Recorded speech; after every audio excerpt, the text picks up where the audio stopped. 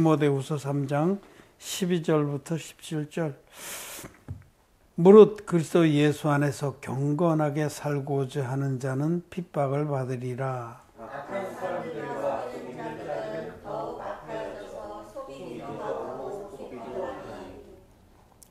그러나 너는 배우고 확신한 일에 거하라. 내가 네게서 배운 것을 알며 또 내가 어려서부터 성경을 알았나니 성경은 능히 너로 하여금 그리스도 예수 안에 있는 믿음으로 말미암아 구원에 이르는 지혜가 있게 하느니라.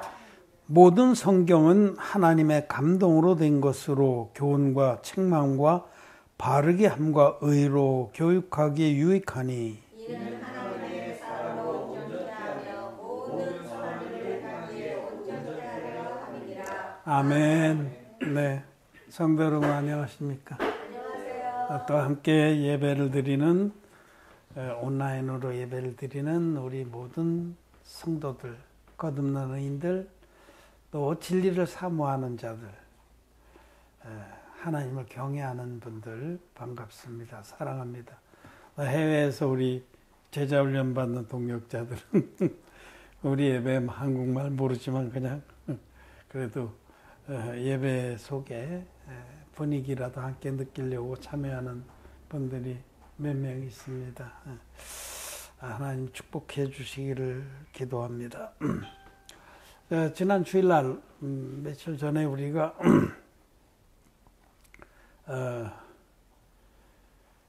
여호와의 말씀은 완전하다. 시편의 19편 말씀을 통해서 그런 주제로 말씀을 나누는데 오늘 그 2편입니다. 2탄.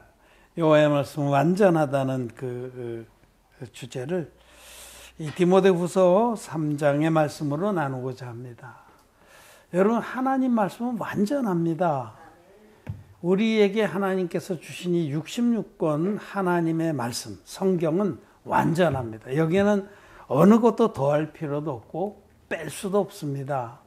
근데 이 부분을 사단마귀는 계속 공격을 해요. 그래서 이 부분을 조금 더 우리는 마음에 다지고 기록된 성경, 66권 성경 말씀에 대한 우리들의 굳건한 믿음, 확신을 견고하게 하길 바라고 흔들리지 않기를 바랍니다. 오늘 읽은 우리 디모데후서는 사도 바울의 거의 마지막 편지예요. 바울이 이 성경을 기록한 곳은 로마의 감옥입니다. 바울의 서신이 히브리서는 뭐 약간 이견이 있기 때문에 빼놓는다고 해도 아마 13권인가 그렇게 될 거예요. 로마서부터 시작해서 그걸 우린 바울 서신이라고 부릅니다.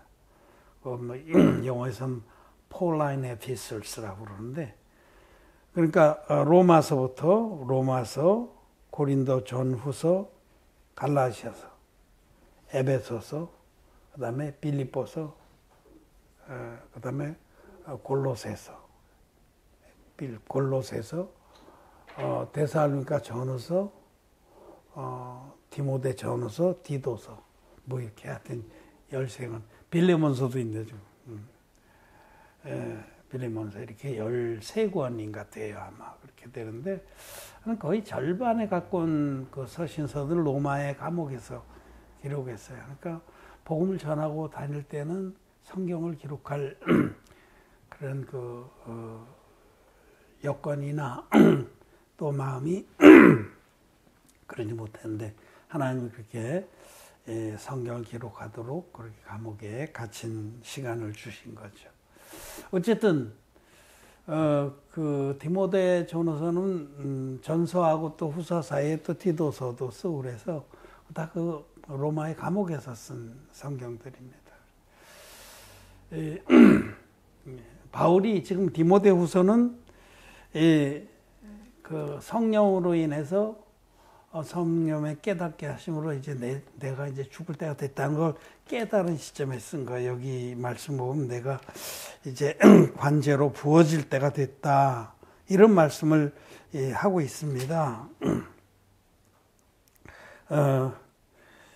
내가 6절에 4장 6절에 관제같이 내가 벌써 내가 부음이 되고 나의 떠날 기약이 가까웠도다. 이 하나님의 종은 자기가 이제 수명이 다 했다는 걸 아는 거죠. 근데 여한이 없다. 나는 달려갔기를 다 달렸다. 이런 정말 그 종의 복음을 향한 애정을 알 수 있습니다. 근데 디모데가 누굽니까? 디모데는 사도 바울의 영적인 아들이에요. 바울이 1차 선교여행 때에 루스트라까지 올라가서 그 구브로 섬, 지금은 키프로 섬이라고 그러는데 터키 남쪽에 있는 그 섬에서 육지로 터키 남동쪽으로 올라가서 그쪽 지역에 전도를 했어요. 그 해외 이스라엘의 종들이, 하나님 종들이 이방 땅에 처음 선교를 한 역사입니다. 그래서 그 지역의 그 많은 복음의 역사를 보고 2차 선교여행 때 루스트라 그 지역을 갔습니다. 그리 육로로 터키 남동부에 있는 루스트라의 사람이 디모데입니다. 디모데는 거기 아버지는 헬라인이고 어머니는 유대인이었어요. 어머니가 유니게입니다. 우리 성경엔 유니게라고 번역되어 있고 유니스라고 할 수도 있고 유니게. 그 외할머니가 로이스고 어머니는 유니게인데 이분들이 믿음이 아주 귀한 분들이에요. 그 외조모 로이스와 어머니 유니게로부터 말씀을 배웠습니다. 어려서부터. 네가 여기 오늘 본문에 읽은데도 네가 15절에 또 네가 어려서부터 성경을 알았나니 성경은 능히 너로 하여금 그리스도 예수 안에 있는 믿음으로 말미암아 구원에 이르는 지혜가 있게 하느니라. 그래서 어려서부터 말씀 안에서 신실하게 자랐던 디모데를 바울이 만나서 그를 데리고 2차 선교여행서부터 평생을 같이 하는 거예요. 복음의 귀한 일꾼으로 바울의 영적인 아들로 동역자로 이렇게 하나님을 섬겼던 귀한 종입니다. 젊었지만은 믿음에 있어서는 그 에베소의 넓은 지역의 감독으로 그렇게 세움을 받아서 그 넓은 지역을 치리했던 종입니다. 나중에는 그 고린도 교회까지도 관리를 했었습니다. 이런 귀한 디모데에게 바울은 지금 마지막 서신을 써서 보내는 겁니다. 유언 같은 성경이죠. 그런데 사람들은 여기 있는 이 말씀 15절 16절에 있는 이 말씀에서 성경은 구약 성경이다라고 지적을 하면서 사도 바울의 서신에 대한 정경성을 의심하는 자들이 많아요. 이때에 바울이 이 말씀을 쓸 때 아직까지 복음서도 하나도 기록이 안 됐어요. 그러니까 이때 말하는 성경은 구약 성경이다라고 말을 합니다. 틀린 말 아니에요. 사실은 고린도 전서 15장에서 예수님의 그 진리의 복음에 대해서 사도 바울이 내가 받은 복음을 너에게 전하노니 성경대로 그리스도께서 우리 죄를 위해서 죽으시고 성경대로 다시 살아나셨다고 고린도 전서 15장 3절 4절에 말씀하거든요. 그때 성경도 구약입니다. 틀린 말 아니에요. 그때 사도 바울이 이 말씀을 기록할 때 정확하게 그 표기된 성경은 구약입니다. 그런데 그렇기 때문에 바울의 서신은 성경에 포함될 수 없다. 이렇게 주장하는 건 다른 얘기입니다. 자, 여러분. 오늘 이 부분을 말씀드리고자 합니다. 하나님은 어제나 오늘이나 내일이나 동일하십니다. 구약의 하나님과 신약의 하나님 동일한 분이세요. 하나님은 구약에도 하나님의 종들을 택해서 그들에게 성령으로 감동을 주셔서 성령의 감동으로 그들이 성경을 기록하게 했습니다. 그래서 성경은 그 성경을 기록한 자들을 성경 기자라고 말합니다. 저자라고 말하니 그들은 그냥 자기의 그 몸을 눈과 손과 이런 거를 기계적으로 하나님께 쓰임 받은 겁니다. 이게 타이프라이터라고 생각하면 돼요. 타이프라이터. 그들은 타이프라이터였습니다. 그거를 타이프라이터를 움직여서 쓰신 기록된 성경을 우리에게 주신 분은 하나님이십니다. 하나님이 성경의 저자시고 성경의 기자들은 그냥 도구에 불과했어요. 그래서 모세라든지 무슨 수많은 여호수아라든지 구약의 성경을 기록한 종들은 그들이 자기의 생각과 논리와 의지를 기록한 것이 아니라 하나님의 성령의 감동으로 하나님의 말씀을 대신 기록한 거예요. 그냥 도구에 불과한 거예요. 그럼 구약시대에 그렇게 해서 구약의 말씀들을 기록해 주신 그 하나님이 신약시대에도 그렇게 하신 겁니다. 신약시대에도 하나님이 택한 종들, 복음사가들, 마태, 마가, 누가, 요한, 또 누가복음을 기록했던 그 누가가 사도행전도 기록했거든요. 누가복음하고 사도행전은 상편 하편입니다. 한 책에 2권입니다. 그 다음에 사도행전, 로마서부터 쭉 사도 바울의 서신들, 그 다음에 다른 종들의 성경들, 야고보서라든지 베드로 전후서라든지 또 요한 1, 2, 3서라든지 요한계시록이라든지 유다서라든지 이 모든 성경들은 기록한 하나님 종들은 당신의 몸을 하나님께 쓰신 거예요. 감동, 성령의 감동으로 기록한 것이다. 여기 16절에 모든 성경은 하나님의 감동으로 된 것으로서 교훈과 책망과 바르게 함과 의로 교육하기 위해 여기 모든 성경이라는 것에 그냥 문자적으로 말하면 그렇게 주장하는 사람들의 말이 틀린 건 아니에요.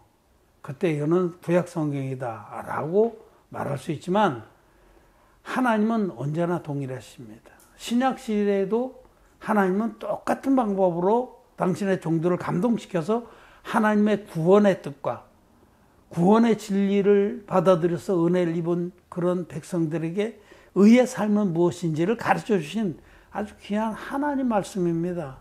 그래서 구약과 신약은 똑같이 하나님 말씀이다. 이 모든 성경이라고 말한 것은 구약만 지칭하는 거고 신약은 여기에 해당 안 된다. 그건 잘못된 교훈입니다. 자, 여러분, 저는 이 계시를 무엇으로 설명하냐면 출애굽기 25장 이후에 보면 성막 제도가 나옵니다.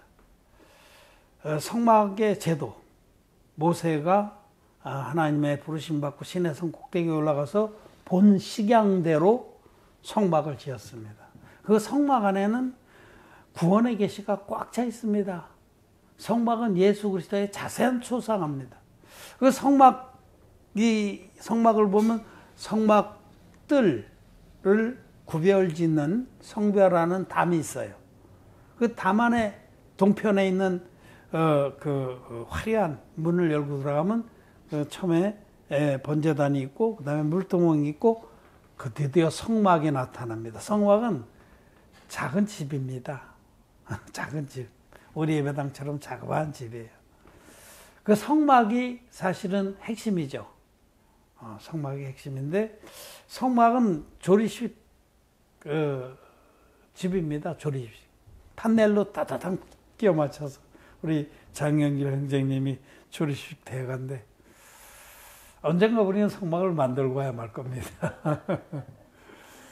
하나님이 여력을 주시면. 근데 그렇게 성막은 조리식 판넬로 이렇게 높이가 10규빗 되게 세워서 쭉 맞추고 띠를 중간에 장대 같은 거로 띄워서 흔들리지 않도록 다 고정하고 그러는데 디귿자 형태로 이렇게 막히고 앞 전면은 휘장으로 된 문입니다. 그런데 그 위를 막고 있는 그것을 앙장이라고 그래요. 그게 바로 성막입니다. 막이라는 거예요. 텐트라는 거잖아요. 텐트를 이렇게 덮었어요. 다음에 기회 되면 우리가 이제 OHP 띄우고 또 성막에 대해서 또 같이 공부하죠. 그런데 그 성막의 앙장이 그 조리식집을 덮고 있는 덮개가 3겹입니다. 제일 속에 있는 것을 그거를 바로 성막이라고 그래요. 앙장. 우리 번역은 앙장이라고 해요. 앙장. 우러러 앙자, 포장장자. 그래서 성막에 들어가서 위를 보면 그 앙장이 보이죠. 그 위에 이제 붉은 물 들인 수염소에 털로 짠 막이, 그다음에 해달에 가죽으로 된 그 방수천이 있고, 그렇게 이제 여러 겹으로 덮었는데, 그 제일 속에 덮개, 그 속에 덮개에 대해서 말씀을 드리고자 합니다. 굉장히 중요한 거예요. 그 속에 덮개는 성막의 그 귀한 성소에 들어가면은 눈을 들면 화려하게 보이는 거예요. 천사가 수놓여져 있습니다. 그런데 그 성막 덮개가 큰 두 폭으로 연결이 되어 있습니다. 큰 덮개 두 장이 연결되어 있어요. 이거 물론 한 덮개도 여러 쪼가리의 앙장들이 연결돼서 된 거죠. 그래도 그 5쪽, 6쪽으로 연결돼 있어요.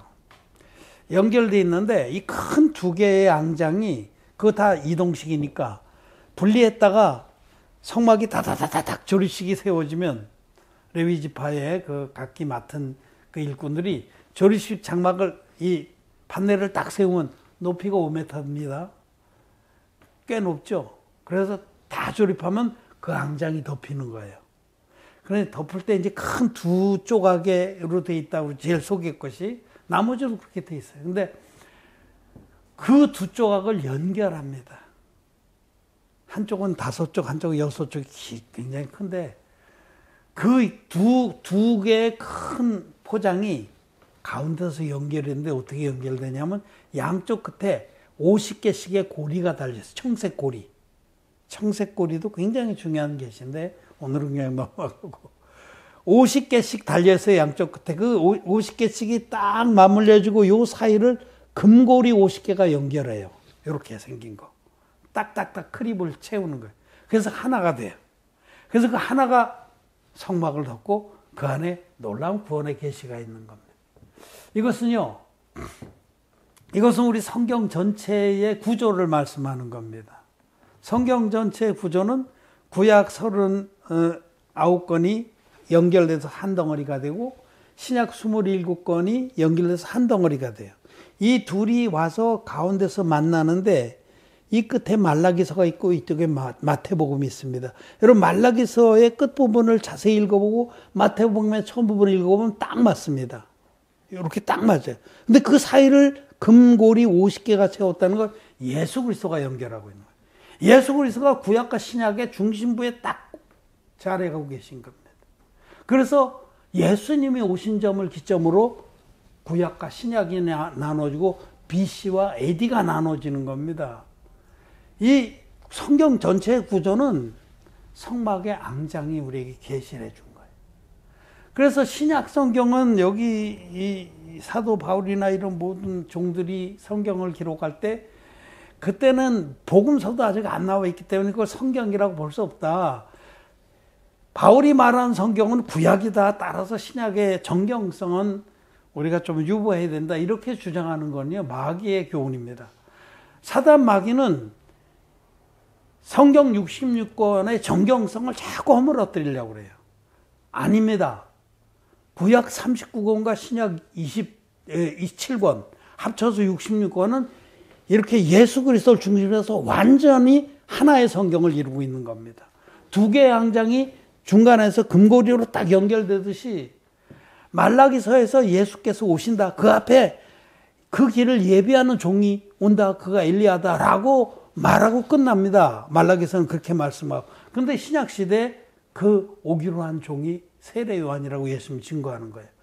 오기로 한 엘리야가 이미 왔다. 그분이 바로 세례 요한이다. 그래서 신약성경 마태복음은 엘리야의 직분을 가지고 온 세례 요한을 소개하면서 그 세례 요한이 예수님께 세례를 베푼 것으로 복음의 시작을 선포하는 겁니다. 여러분, 구약의 제일 핵심적인 구원에 계시는 레위기의 대속제일의 제사입니다. 대속제일의 제사, 물론 구약에 수많은 구원의 계시들이 꽉 차 있습니다. Tie a yellow ribbon on an old oak tree라는 그 옛날 우리 젊었을 때 우리 20대에 유행했던 그 팝송 가사처럼 정말 구약에는 수많은 구원의 리본들이 붉은 노란 리본들이 달려 있는데 그 중에 가장 크고 선명한 노란 리본이 구약의 레위기 16장에 있는 대속제일의 제사. 대속제일의 제사를 통해서 장차 오실 하나님의 어린 양이 드려주실 한 영원한 제사를 계시하고 있는 겁니다. 대속제일날 대제사장 아론이 대표로 희생염소의 머리에 안수를 해서 이스라엘 백성이 1년 주제를 단번에 넘겼습니다. 이겁니다. 차집사님 처음 오셔서 내가 또 보여드리네. 이겁니다. 대제사장 아론이 스케이프고트, 희생염소의 머리에 안수해서 대표로 이스라엘 백성 전체의 죄를 이 염소에게 넘겨서 이 염소가 사막에 가서 죽어서 죄사함을 1년치를 죄사함 받는데 이 대속제일의 제사가 장차 오는 좋은 일의 그림자다라고 히브리서 10장 1절에서 말씀하는 겁니다. 히브리서 10장 1절에서는 장차 하나님의 어린 양이 육신을 입고 오셔서 하나님 자신이 성자 하나님이 육신을 입고 오셔서 세례 요한 아론의 후손이고 이스라엘 백성 전 인류의 대표전 세례 요한에게 안수 형식으로 요단강물에서 받은 세례로 전 인류의 죄를 단번에 짊어지시고 그가 십자가에 가서 피 흘려서 그 죄값을 다 치러주신다 라는 것이 구약과 신약 전체 복음의 핵심입니다. 그 핵심을 이루러 오신 예수 그리스도 50개의 금고리 되신 예수 오직 은혜로 인한 구원의 주가 오셔서 신약과 구약을 통틀어서 그 성경의 주인이 되신 겁니다. 그래서 여러분 신약 성경은 구약 성경에 비해서 정통성과 정경성이 떨어진다. 그런 사기치는 놈들은요, 그거 다 마귀의 종들입니다. 제가 이 얘기를 얼마 전에 어디 페이스북에서 봤어요. 봐서 말씀을 드리는 거예요. 그런데 흔들리지 말라고. 말은 그럴듯해요. 그렇거든요. 바울 서신들이 복음서보다 먼저 쓰여졌습니다. 아까 말씀드린 고린도전 15장에 내가 받은 복음을 너희에게 전하였노니 하면서 성경대로 그리스도께서 우리 죄를 위해서 죽으시고 할 때 그 성경은 구약 성경 맞습니다. 구약 성경대로 그리스도께서 우리 죄를 위해서 죽으신 거예요. 구약 성경대로 안수의 방법으로 인류의 죄를 짊어졌기 때문에 돌아가셔야만 하는 겁니다. 세례로 죄를 짊어졌기 때문에 십자가는 필연적인 겁니다. 근데 세례의 부분을 빼버리고 나면 십자가는 무의미한 겁니다. 그래서 기독교인들이 세례가 빠진 십자가의 피만을 믿는 기독교인들은 죄가 그대로 있는 거예요. 자기 죄가 예수님께 넘어간 증거의 말씀이 없는 거예요. 마태복음 우리 신약 쪽에 큰 그 27권의 제일 선두에 있는 마태복음 3장에 세례 요한이 예수님께 세례를 베푼 예수님이 세례 요한에게 세례를 요청한 그 말씀이 정확히 가장 자세하게 기록되어 있습니다. 예수님은 세례 요한에게 이제 허락하라. 이제 너 내 머리에 손 얹어라. 우리가 이와 같이 하여 모든 의를 이루는 것이 합당하니라. 너는 내 머리에 손을 얹고 나는 그 안수를 받아들이므로 안수는 죄가 넘어간다 이 뜻입니다. 구약의 허다한 제사들은 반드시 흠없는 제물과 안수와 피 흘림으로 구성되어 있어요. 반드시 안수해서 사람의 죄를 짐승에 넘겨야만 그 짐승이 죽음이 헛되지 않은 거죠. 그런데 오늘날의 기독교인들은 예수님이 세례 요한에게 받은 안수의 형식으로 받은 그 세례를 무시해버리고 예수 그리스도의 십자가의 피만 믿기 때문에 그거는 무효입니다. 여러분. 구약의 제사를 드리러 백성들이 죄를 짓고 나서 성막에 갔는데 흠없는 염소가 있어야 되고 반드시 안수해야 되고 반드시 그 염소의 목을 끊고 번제로 드려야 되는데 안수를 안 했어요. 그냥 흠없는 제물을 가져와서 그냥 제사장한테 알아서 처리해. 무효입니까 아닙니까? 무효입니다. 안수를 하지 않은 짐승을 잡는 건 무효입니다. 세례를 받지 않은 예수님 십자가에 돌아가신 건 무효입니다. 그래서 기독교인들이 죄인으로 남아있는 건 필연적인 결과입니다. 그들은 반쪽짜리 복음을 믿기 때문에 성경대로의 복음을 믿지 않은 거예요.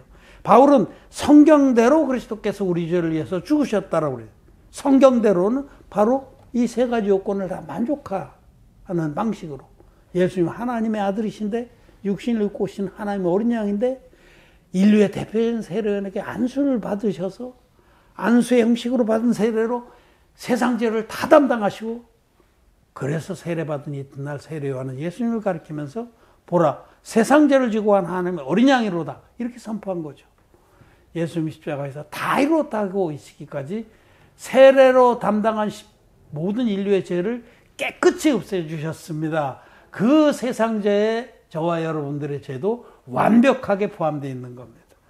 진리를 알지니 진리가 너희를 자유케 하리라. 진리는 이 물과 피의 복음입니다. 성경대로의 복음입니다. 그래서 우리는 그런 사단 마귀의 종들이 성경에서 신약에서 바울 서신에 또 어떤 자들은 바울 서신을 이해할 수가 없어요. 왜냐하면 그들은 그 바리새인 누룩에 젖어 있기 때문에 바울의 교훈은 복음서와는 조금 다르고 다른 사도들과 좀 다른 것 같다. 다른 사도들 주로 이제 생활 부분을 많이 말씀하는 부분이 있는데 그래도 다른 사도들 베드로나 야고보나 누구든지 사도 요한이나 거듭난 종들의 눈으로 보면 그들도 동일하게 물과 피의 복음, 물과 피로 임하신 예수 그리스도의 복음을 그들이 믿은 걸 알 수 있는데 저들은 거듭나지 못했기 때문에 눈이 어두워서 안 보이는 거죠. 못 보는 거죠. 그래서 바울의 서신은 좀 다른 것 같다. 그래서 심지어는요, 바울의 서신들은 이단성이 있다. 또는 심지어는 사도 요한의 그 서신들은 영지주의적인 면이 있다. 이런 성경을 직접적으로 폄훼하고 훼손하는 일들을 합니다. 아닙니다, 여러분. 큰일 납니다. 구약 39권, 신약 27권은 두 성경의 큰 뭉치가 하나님의 놀라운 능력으로 완벽하게 보존돼서 예수 그리스도로 한 권의 성경을 이루는 겁니다. 성경의 구약시대의 그 성막의 앙장이 큰 두 폭이 가운데 금고리 50개로 한 장을 이루듯이 하나의 큰 앙장을 이루듯이 그것은 절대로 한쪽이라도 떼어낼 수 없는 완전한 성경입니다. 66권 성경이 완전한 성경이다. 거기서 어느 것 하나도 어느 한 단어라도 한 점 한 획도 떼어내면 그는 저주를 받는다. 주님이 말씀하셨어요. 성경의 한 점 한 획도 떼내면 그런 자는 생명책에서 제해집니다. 여러분 계시록 말씀을 읽고 정리를 하겠습니다. 계시록 맨 끝에 그러니까 성경의 마지막 책의 마지막 장 22장 18절 19절 같이 한번 읽겠습니다. 내가 이 책의 예언의 말씀을 듣는 각인에게 증거하노니 만일 누구든지 이것들 외에 더하면 하나님이 이 책에 기록된 재앙들을 그에게 더하실 터이요 만일 누구든지 이 책의 예언의 말씀에서 제하여 버리면 하나님이 책에 기록된 생명나무와 및 거룩한 성에 참여함을 제하여 버리시리라. 아멘. 여기서도 이 책이라고 그러는 것을 요한계시록으로 한정할 수도 있어요. 아주 틀린 말 안 해요. 이 책이라고 그랬으니까. 예언의 말씀을 다 마치고 말씀하지만 여러분 알 것은 하나님은 동일하십니다. 하나님은 어떤 시대에는 이렇게 말씀하시고 이 시대 환경이 바뀌면 아니다. 내가 그때 잘못 얘기했다. 이렇게 말씀하신 그런 분이 아닙니다. 하나님은 인자가 아니십니다. 인자가 아니시기에 시건치 아니하시고 인생이 아니시기 때문에 변개치 않습니다. 한번 말씀하시고. 하나님은 어제나 오늘이나 내일이나 동일하십니다. 그 하나님이 우리 인류의 구원을 위해서 말씀하신 모든 말씀들은 온전하게 한 점 한 획도 어긋남이 없고 온전히 한 통을 이루어서 진리를 대변합니다. 그래서 이 말씀도 이 계시록 말씀에서 어느 부분을 제하거나 더하면 안 된다는 정도가 아니라 사실은 성경 전체에서 여러분 하나님은 하나님이십니다. 하나님이 얼마나 능력이 많으시고 얼마나 세미하십니까? 하나님이 우리 머리카락까지 세인받으신 분인데 당신의 구원의 도를 우리 인류에게 주실 때에 하나님이 이 일을 소홀히 하시겠어요? 역사 가운데 계속 관여하셔서 이 66권으로 정경을 삼으시고 이것을 한 점 한 획도 부족함이 없고 또 넘침도 없이 우리에게 주신 겁니다. 성경 66권은 완전합니다. 이 안에 우리 인류가 구원받을 완전한 진리가 있고 변개치 못할 하나님의 약속의 말씀들이 있습니다. 아무것도 부족함이 없어요. 이 말씀으로 우리가 죄사함 받고 하나님 자녀가 되는데 아무 부족함이 없고, 또 우리가 그뿐 아니라 구원받은 후에 하나님이 가장 기뻐하시는 의로운 삶을 사는데도 아무 부족함이 없어요. 그래서 사도 바울이 지금 영의 아들 디모데에게 이렇게 부탁한 겁니다. 말씀하시기를 16절에 모든 성경은 하나님의 감동으로 된 것으로, 여기 모든 성경은 그들이 어떤 자들이 주장하는 것처럼 구약만 말하는 것이 아닙니다. 문자적으로 읽으면 그렇게 해석해도 100% 틀린 건 아니지만 하나님 말씀은 영이고 생명입니다. 모든 성경은 66권 정경을 말합니다. 여기 캐도릭은 7권을 더 넣어갖고 뭐 제2경전이라고 붙이고 뭐 몰몬교는 몰몬경을 붙이고 다 이단입니다, 여러분. 첫째, 성경 66권은 완전한 하나님의 말씀이다. 이 성경으로 누구든지 죄인이 죄사함 받고 거듭나서 구원받는데 아무 부족함이 없다. 또 뿐만 아니라 이 성경으로, 이 하나님 말씀으로 우리가 의의 삶을 살고 교훈과 책망을 받아서 의인의 삶을 사는데 아무 부족함이 없습니다. 이 성경에 누구든지 뭘 더하거나 빼는 자는 하나님 생명책에서 제해집니다. 저주를 더합니다. 그래서 여러분, 우리는 이 창세기에서부터 계시록까지 이 66권 한 권의 책을 완전한 하나님의 말씀으로, 더할 것도 없고 뺄 것도 없는 완전한 진리의 말씀으로 우리는 믿습니다. 여기에 추호도 여러분들이 의심하면 안 됩니다. 의심을 갖는 순간 하와처럼 마귀의 덫에 걸리게 됩니다. 얼마나 감사합니까? 66권으로 우리가 완전한 의에 이르고, 여호와의 말씀은 완전하여 영혼을 소생케 하고, 시편 19편 말씀대로 이 말씀은 완전해서 우리들이 죽었던 영혼이 죄사함 받고 소생하고 하는 자녀가 되게 하실 뿐만 아니라, 이 말씀은 나머지 거듭난 후에, 의인된 후에 어떻게 하면 하나님 가장 기뻐하는 삶을 살까 하는 그 의인의 삶에도 전혀 부족함이 없는 완전한 말씀입니다. 얼마나 감사합니까? 여러분, 팔만대장경 같이 뭐 팔만대장경이라고 있죠, 우리나라에. 응? 우리 성경은 다 해야 뭐 몇 페이지 돼, 이거. 다 해봐야 몇백 페이지, 이렇게 구약이 뭐 신약 한 1500페이지 이렇게 되는 것 같아요. 천 몇백 페이지. 2000페이지가 안 됩니다.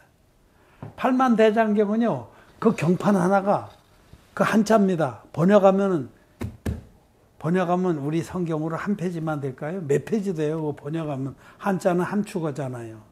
그러면 그냥 한 장이 한 페이지라고 치면 8만 페이지입니다. 성경은 2000페이지가 안 돼. 지금 누가 대략 보셨어요? 2000페이지가 안 돼. 한 1000 얼마 800 뭐 이렇게 될까? 8만 대장경은 불경의 6000분의 1이라고 그래요. 전 세계에 흩어진 불경에. 걔들은 끊임없이 불경을 재생산합니다. 확대 재생. 지어내는 거예요. 얼마나 감사해요. 그런 사단 마귀의 교리에 안 빠지고. 우리는 66권 성경 안에 완전한 구원의 도와, 거듭난 다음에 의인으로 하나님 자녀로서 어떻게 의의 삶을 살 건지가 완전하게 들어있는 이 성경을 믿습니다. 66권에 어떤 것도 더할 필요도 없고 어떤 것도 빼서는 절대 안 되는 이 완전한 말씀을 우리에게 주셔서 감사를 드립니다. 말씀 마쳤습니다.